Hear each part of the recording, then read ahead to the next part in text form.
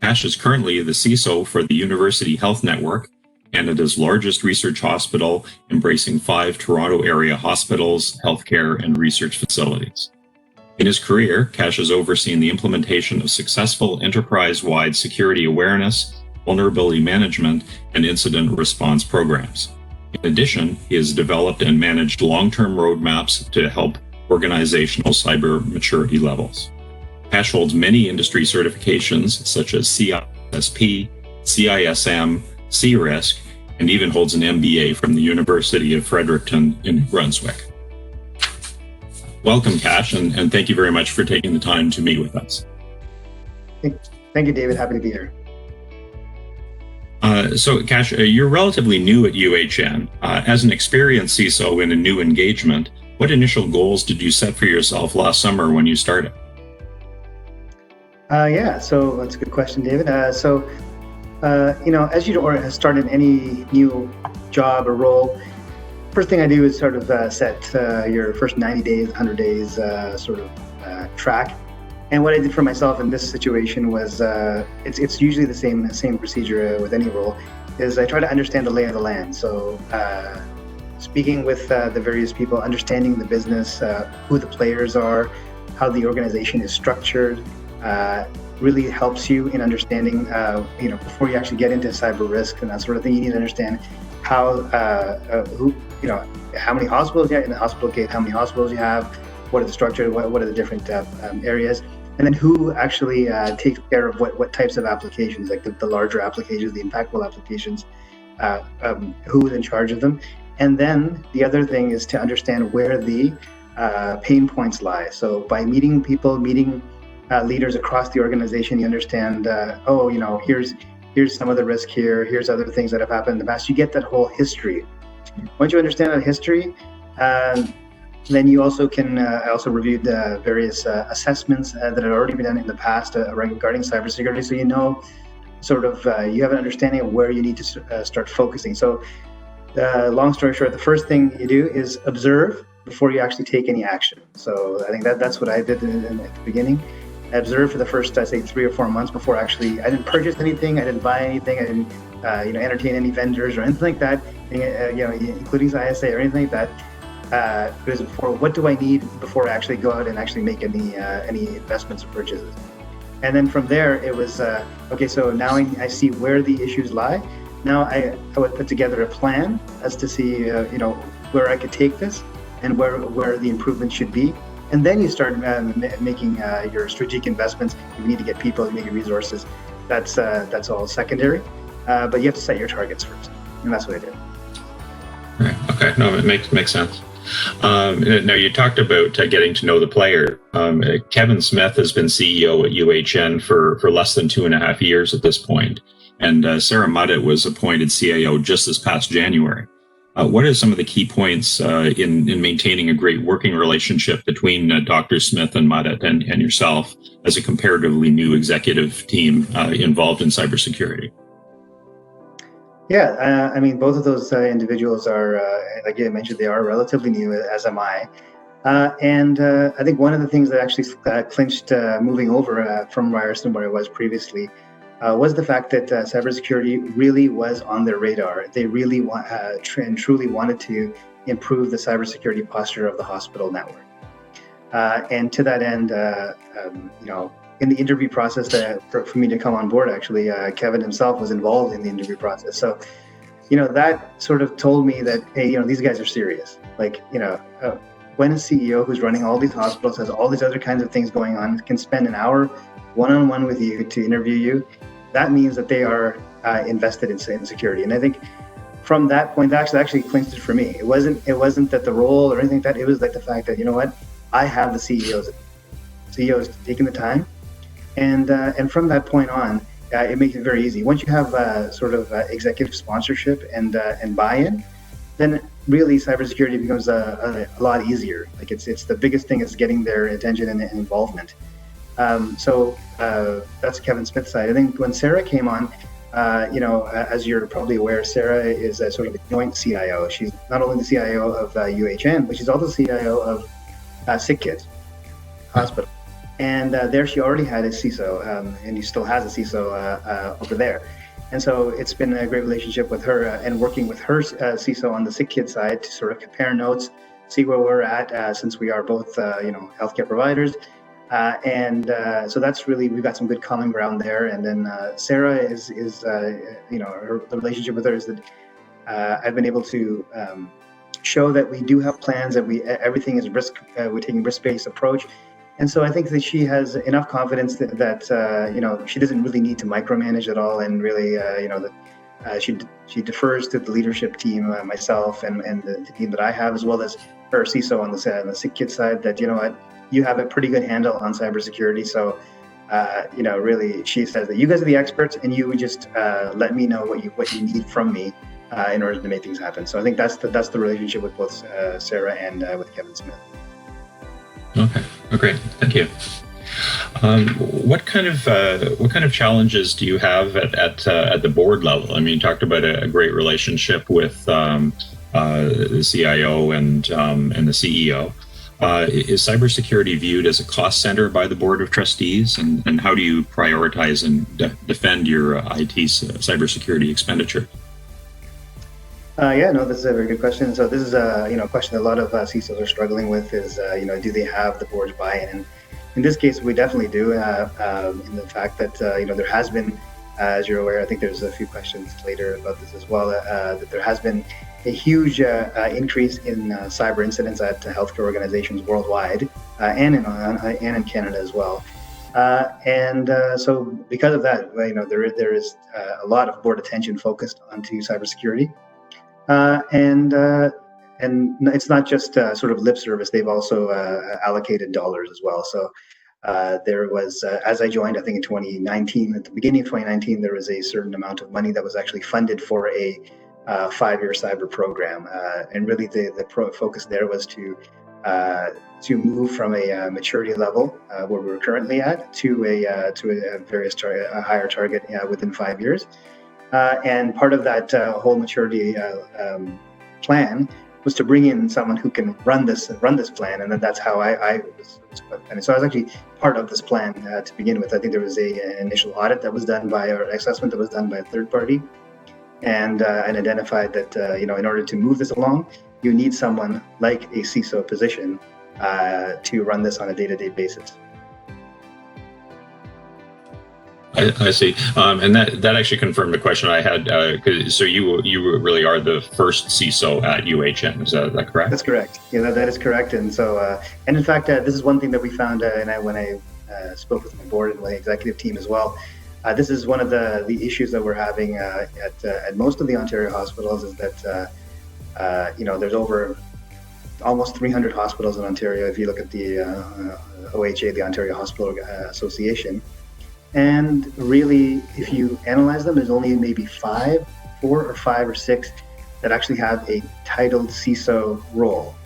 So, and then this really makes things challenging for the hospitals, and just because usually security is done by some either network manager at the side of their desk who's doing a little bit of security on the side or something. But there's and that's very operational. So it's not a governance type or strategy type of security. It's more, do I need to tighten up my firewall rules? Do I need to do this? And that's not true security. It's not a process-based security. It's not something that can, let the culture change. That is the awareness culture. It's not any of that. It's very operational. And so this is a challenge that a lot of hospitals are having. The CISOs, either they don't have the money to put up for a CISO, or they don't have the buy-in from the executive team to go out and get one. Right. And establishing that role is a clear signal about how seriously they're taking it. So that's a really good sign. You mentioned that your previous role was at Ryerson University in Toronto. How would you compare and contrast the cyber threats faced at a university versus the security challenges that you face at UHN? Yeah. As you mentioned, they're completely different businesses and completely different verticals. And I think that's where things stem from. I think that when I mentioned at the beginning, when you come to a new role, the first thing you need to do is understand the business. And I think that, and you have to understand what you need to protect. So, in the case of hospitals, We have a ton of patient data. It's sensitive patient data, not only like the symptoms and that sort of thing that people have, the afflictions, but also just their general private information. You got their health card information, you got their residence information, you got a whole bunch of other stuff that you need to protect and maintain, not just for a cyber perspective, but also from a privacy perspective. There's legal implications too. So there are definitely things that you have to do to protect that type of information, as well as in the hospital's healthcare sector, there's patient impact. So the number one thing that you're trying to protect, and I tell my executive team as well, is that I'm here to support you, and my biggest role is to reduce the likelihood and the risk of an IT cyber incident impacting patient care. That's really what it is all about. You don't want anything to go wrong. The ransomware that's happened in the past at other hospitals has caused rerouting of patients to other hospitals because they are not able to run their MRI machines or their scanning machines to effectively assess patients, right? So that sort of thing. So it actually does have an impact on your bottom line. Now, in the educational side, the business risk is different. So the business risk there, primarily, is two things. It's all about the students, and it's all about student data.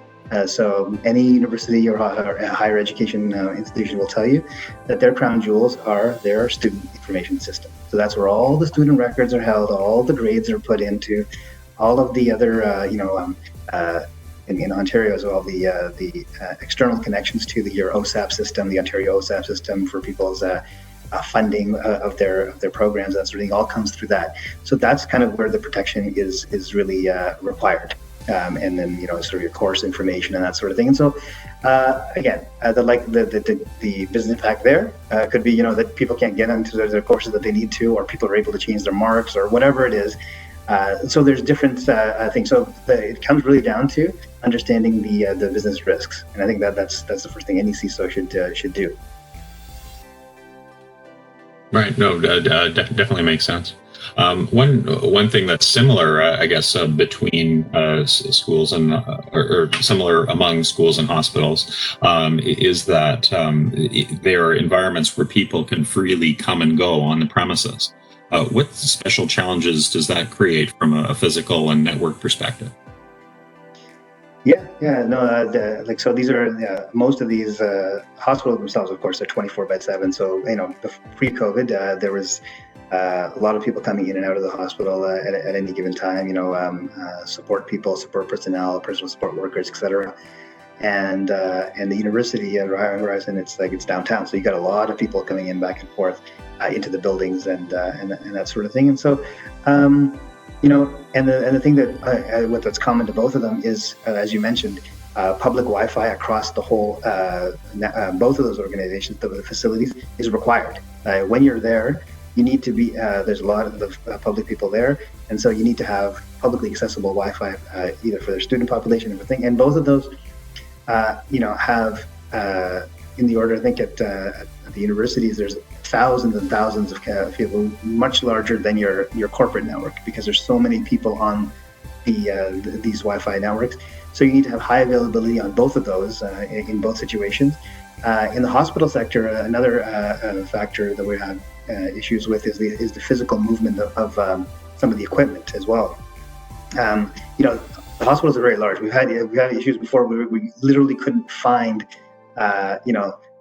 infusion pumps or other pumps, because not that they're there, but someone used it in one room and took it somewhere else into some closet somewhere else and that sort of thing, and then you actually have to hunt for these kinds of things. So sometimes it does, the size of these buildings, they're huge, and sometimes it's difficult to triangulate and find various pieces of equipment and asset inventory. And then the other is physically protecting a lot of these things. You need to. These things can walk away as well. Like you mentioned, there's people from everywhere walking around in there, and although you have surveillance, although you have all this stuff, there's still chances for stuff to walk away. Computers and other types of equipment to physically be lost as well. Okay, thank you for that. Now, many organizations found it challenging to manage work from home cybersecurity at the onset of the COVID-19 pandemic. Now that we're several months in, and hopefully with an end in sight, based on some of the remarks that were made from the Prime Minister this morning, do you feel that security has reached a state of equilibrium again? And have you been able to advance any new initiatives at UHN despite the pandemic? Yeah, I mean, we like most organizations, we have been working from home since the beginning of the pandemic for the most part, and we accelerated our deployment. We use Microsoft Teams. We just accelerate that. It was already in the works, but we just said, you know what, let's accelerate it and get it out to everybody, so they all have the opportunity to use that. So we have been using that, and I think that to be honest. I've actually seen most of our initiatives that we've been pushing forward. They've actually accelerated faster than they would if we were in the office, just because you don't have the distractions of day-to-day, people walking in and asking you various other questions, so you can really focus on various things.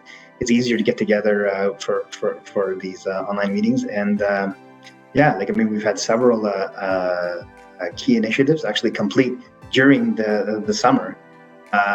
When no one was in the office. So I think it's definitely moved over. As far as equilibrium, I don't know about equilibrium. I mean, I think there's the attacks, cybersecurity attacks, and that kind of, they haven't let up at all. So you still need to be vigilant. You still need to maintain all of your normal security practices. But from a work from home security perspective, I think that we have that part solved. I guess with the way we've deployed Teams, and it's gone under its various security assessments. So I think we have a good stable platform to work from home. Oh no, that's great. And do you see work from home as something that may extend beyond the reach of the pandemic? Oh, definitely. So I think most organizations, especially if you have high-priced real estate downtown, I think we do. We have some leased spaces and stuff. So there are conversations already happening to say, should we be pulling out of that lease space, or at least minimizing the amount of lease space per square foot we have. It's expensive real estate. Our own office is right downtown, and it's we have several floors, and it's big dollars. So if you can effectively work from home, I mean, not every role obviously can. So that's the one thing, is to determine what roles can. But whatever roles can, maybe there is an opportunity to reduce the lease expense. So definitely, there are discussions about that. Yeah, and that's something that we're definitely seeing across industries, for the reasons that you cited. Now, I expect that staff are stressed and resources are particularly tight during the pandemic.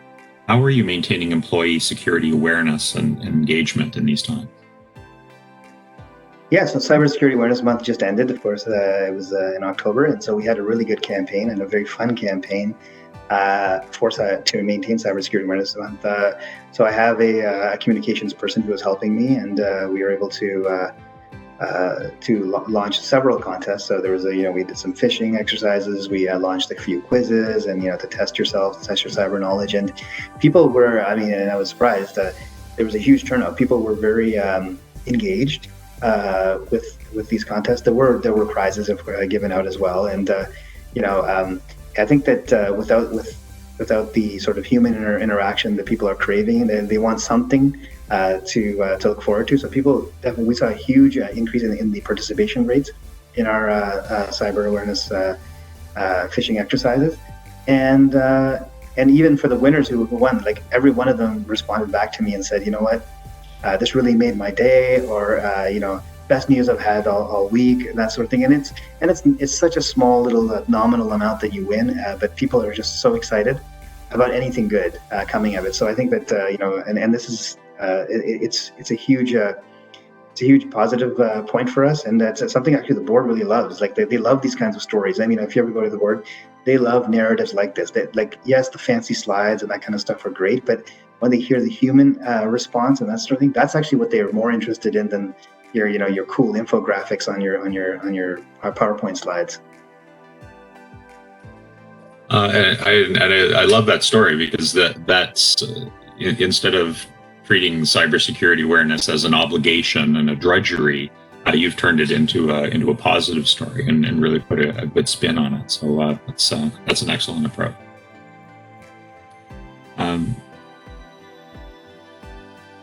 Sorry about that. Now the cybersecurity world is still buzzing over the coordinated attacks against hospitals in the U.S. at the end of October. And this comes on the heels of the massive UHS attack in September, affecting hundreds of facilities. Have you changed your tactics or strategies in light of these heightened threats against healthcare? Yes, so those attacks have not gone unnoticed. I'll tell you that by the board.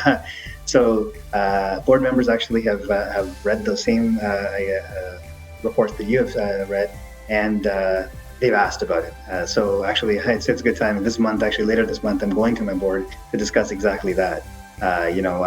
What happened there at UHS? They want to know, and basically, could that happen to us? Is really what they're after. And to be honest, I think one of the best approaches that anyone can take is to sort of there's a lot of publicly available information regarding those attacks, as well as other attacks that have happened at healthcare organizations in the world. And you really have to just sort of analyze them and dissect them and say, you know what was the root cause of them, and what was the way that it spread, and what was the response taken by these organizations.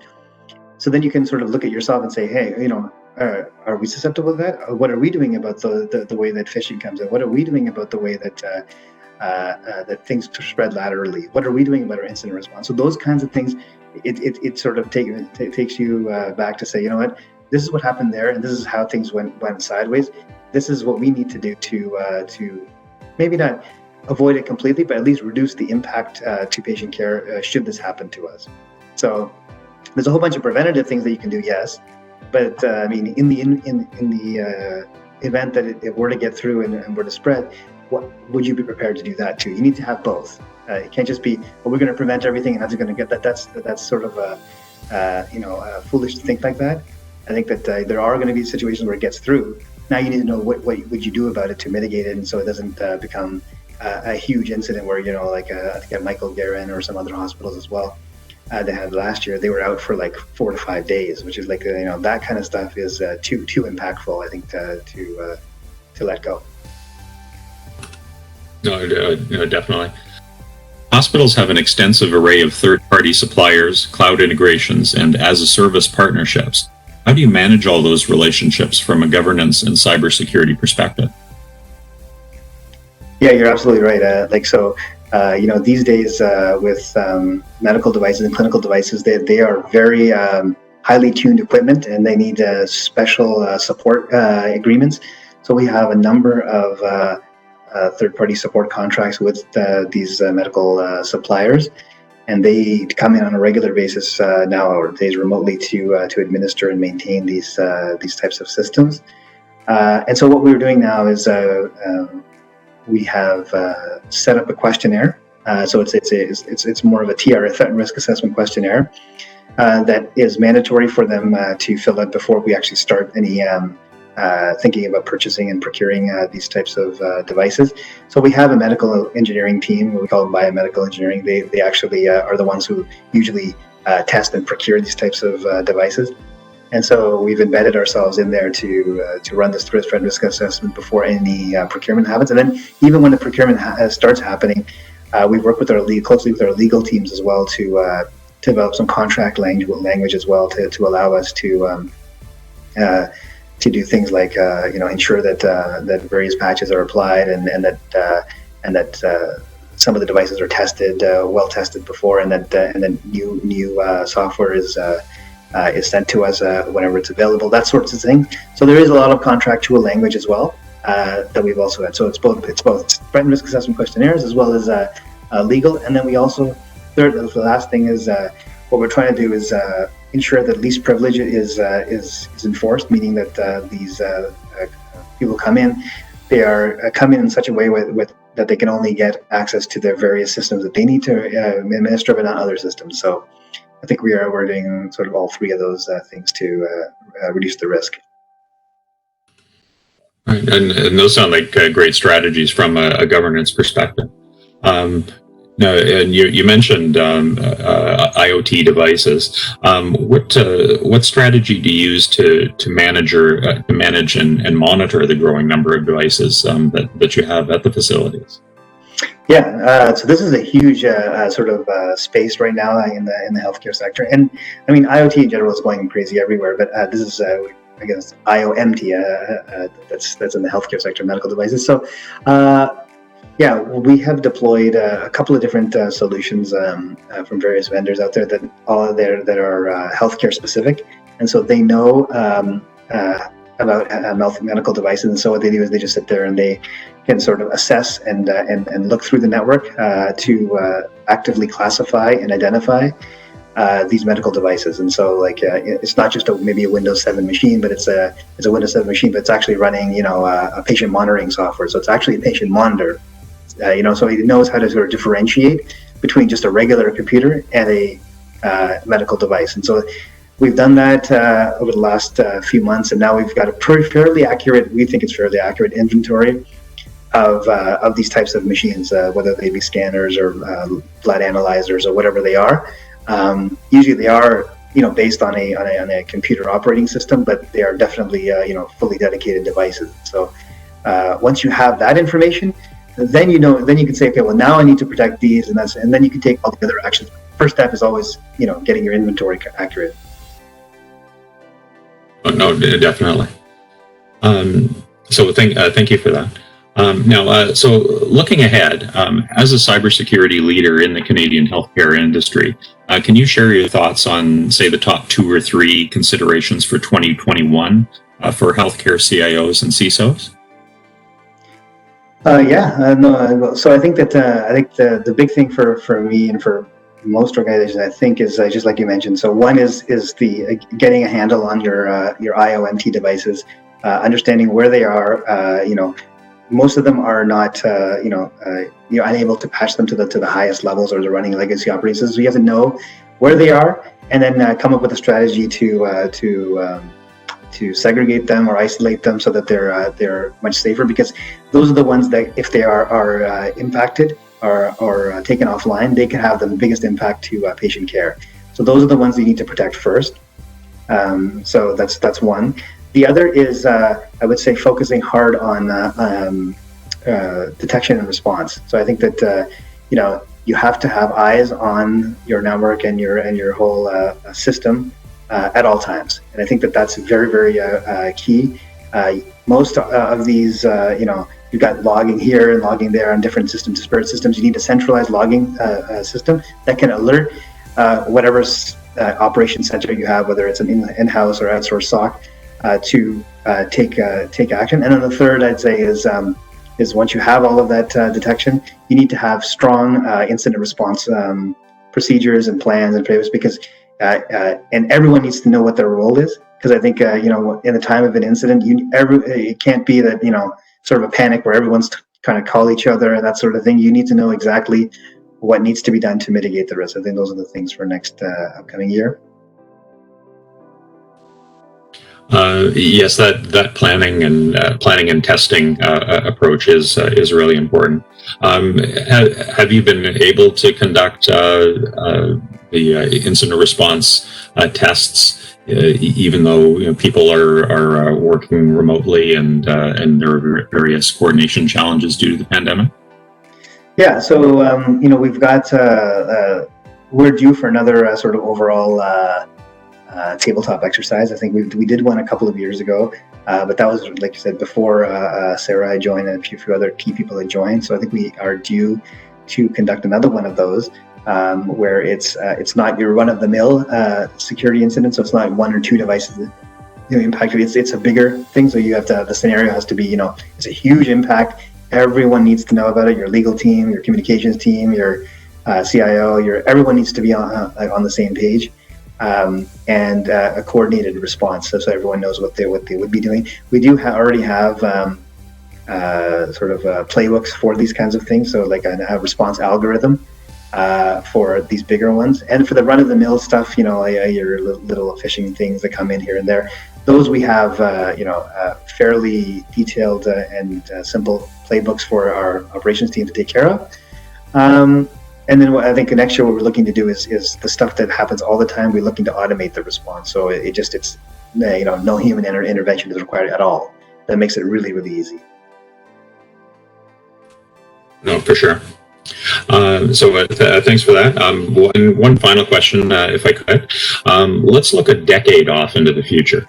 Cloudflare's COO recently commented that she is of the opinion that cybersecurity will be a thing of the past by 2030, and it'll become a utility like water treatment. What are your thoughts on that point of view and on the longer term evolution of cybersecurity?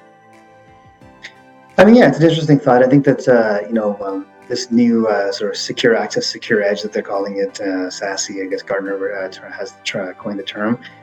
Really, it's what they're saying. It's like all of these various security services through some sort of a cloud service. So basically, the idea would be everything goes through here, and then you get your firewalling, you get your incident response, you get your sort of intrusion detection, you get your security problems. All that kind of stuff is just sort of a service, I guess, that you just turn on. It's like a menu. I don't think we're there yet, and even Gartner will tell you right now that no one company out there has the whole full stack yet. So in 10 years, would you get there? Maybe, but I don't know. I think that there's still, even at the hospital, I'll tell you right now, there's a lot of systems that are still not moving to cloud anytime soon. And we've got hospital information systems and those kinds of things, and big ERPs that the hospital and maybe even the current laws and stuff won't allow us to put all that stuff up into the cloud yet. And will that change in 10 years? Maybe. But I mean, this is more of a forward-looking thing. So I mean, I can't really say for 10 years in the future. But are we looking at these kinds of services? Basically, I'll call it security as a service through the cloud. Yeah, we're looking at them. We're keeping an eye on it. But I wouldn't say that everything would go through there in 10 years. I don't know. I don't think so. So our jobs are safe for the meantime? Is that what you're saying? Yes, I would think so. Okay. All right. Well, Kash, thank you so much for your time today. How can interested readers and listeners stay in touch with you? Is LinkedIn the best channel for that? Yeah. So I'm on LinkedIn, and I'm very open to meeting anyone. I mean, I love talking about cybersecurity, both at a technical level, but more fun for me is actually at a program level where you're just actually planning things out. And I'm fairly active on various channels as well. And so, so just reach out to me. My information is in my LinkedIn, and I'd love to talk to you. All right, terrific. Well, thanks again. And that's all for today. And we'll see you all next time on Humans of Cyber. Great. Thank you.